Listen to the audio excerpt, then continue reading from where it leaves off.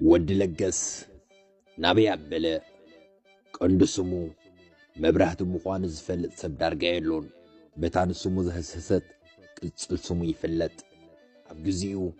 ክሳብ ምልእቲ ኤርትራ ዝዘርጋሕ ዝና ዝነበሮ ወድ ለገስ ኣቦ ድኻ ነይሩ ሃያብ ልዋህ ካብ ገጽ ምልእቲ ኤርትራ ድኽነት ክጠፍእ ዝቃለስ ትጉሕ ሓረስታይ እንኳን መፈጠርቱ አንካይ ንተረዓኻይ መንግስት خطور ዝኽእል ህጡር ርእሲ ማል ዝውንን ሃብታም ክሳብ ገርሰት ዝዘርጋሕ ሰፊሕ ሕርሻ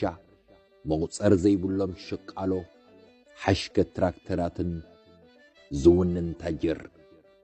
ሓደ እዋን ገዝኡ መርዓ ወድና ምሕለፊ ገንዘብ ተዋሓይድና ገለ ግበረና ግራትና ብፀሓይ ኣይተበሊዑ ኢድና ሓዊስና ኣይከኣልናዮን ካብ ሰራሕተኛታት ካሃበና ትራክተር ለቀሕና ብዝብል ካብ ሙሉእ ጋሽ ባርካ ብዝመጽኡ ሓገዝ ዝደልዩ ስድራ ቤት መርገጽ ይነበሮ ንበሃል ወላኳ ኣብ ገለገለ ንሱ ዘይገበሮ ዕላላት ተመስሪሑ ይጋዋሕ እንተነበረ ኢዱ ቆሪጹ ዝህብ ለጋስ ካብ ምዃን ዝዓግቶ ግን የለን ኣብዛ ኣፍራይ ዝጸንተላ ውሃብ ዘይክብረላ ዓድና ኤርትራ ግን ወዲ ለገስ ከመይ ቢሉ ኣሰሪሑ ክነብር ኽእል ካብ መንበል ይጽሞ ጽዒሩ ሃብቱ ከጎልብት ናጻ ክሕደግ ኣብ ዓድና ህዝቢ ዘኽብርዎ ልዕሊ ሰበት ስልጣናት ኤርትራ ዝና ዘለዎ ብሰናይ ተግባሩ ዝፍለጥ ውልቀ ሰብ ሓርነት ክወሃቦ መዓስድ ኣሎ ኮይኑ እንበዓል ጠዊል ህዝቢ ኣኪቦም መናእስያት ዘርሽኑ ኸዳዓት ብሰላም እናነበሩ እንበዓል ጅንሲና ሙሉእ ተሰነይ ብፍርሒ ሸቆጥቆጥ ዘብሉ ኣብ ቅድሚኦም ዝጸንሖም ብጉስጢ ዝሰሃሉ ኣስተርሖም መሬት ክረግጹ ከም በዓል ወድ ለገስ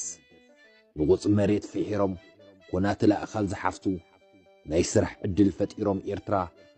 ብኤርትራ ቁጠባዊ ሓርነት ዝእውጅ ቁናዓት ሓረስቶት ግን ትሕቲ መሬት ክሰፍሩ ተፈሪዶም ሕስድና መንግስቲ ኤርትራ ኣብ ልዕሊ ወድ ለገስ ኣብ በዓል ፋንኮ ዝነበረ ሕርሽኡ ብምህጋር ጀሚርዎ ትራክተራቱ በብቁርብ እትዋት መንግስቲ ኾና ጀሚረን ዝዓበየ መሬት መንግስቲ ተባሂሉ ጡጥ መሸላ ስምስም ብርጭቅ ኮሚደረ ወዘተ ዘፍር ዝነበረ ሰፊሕ ግራውቱ ተተጨሪሙ ኣብ ትሕቲ ገባት ስርዓት ካኣቱ ኸኣለ ድሕሪ ዝዲ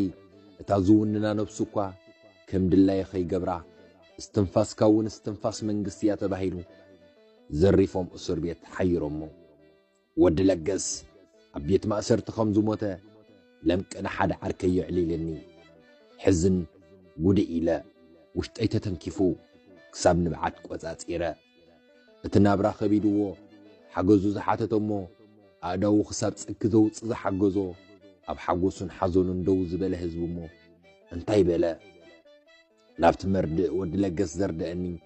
ፈታውየይ ዘቕረብክዎ ቀዳመይ ትሕቶ ነበረት እንታይ ኢልካዮ ይትረፍካ ኢሉኒ ንሱ እውን ዝተጐድአ መንፈስ ነበሮ ንገረኒ ደኣ ሓሸሽ ብኮንትሮባንዳ ክእቱ ጀሚሩ ናይ ቁማር ወልፊ ነይርዎ ገንዘቡ ንብረቱ ግራውቱ ተቋሚሩ ክውድእ ኢሉ ክሳብ ማእሰርቲ ዘብፅሖ ጉዳይ ግን መንግስቲ ዝእውደ ገንዘብ ነይሩ ምኽፋሉ መሳኣነ ኣሲሮሞ ኣብ ቤት ማእሰርቲ ሓሚሙ ሞይቱ ዝኹሉ ገበን ከም ዝፈጸመ ተሓቲቱ ዶ ተኣሚኑ ድዩ ነብሰ ክከላኸል ከጠበቃ ቆፂሩ ኣብ መጋባያ ቀሪቡ ድዩ መልሲ ዘይረኸቡ ኣላፍ ሕቶታተይ ኣብ ርእሰይ ተጻዒኖም መንጽሮራት ሓዙኒ ይበሃል እንተዘይኮይኑ ንጽር መልሲ ዝህበካ ኣካል ግን የሎን እታ መሬት ሓቂ ዝቐበረቶም ሓቅታት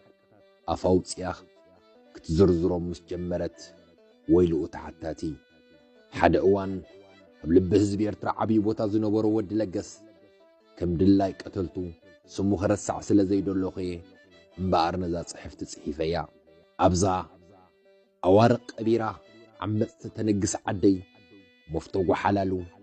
ድላይ ረሳዕቲ ከማላ ኣይደልኹን ኔሮን ሃብተ ማርያም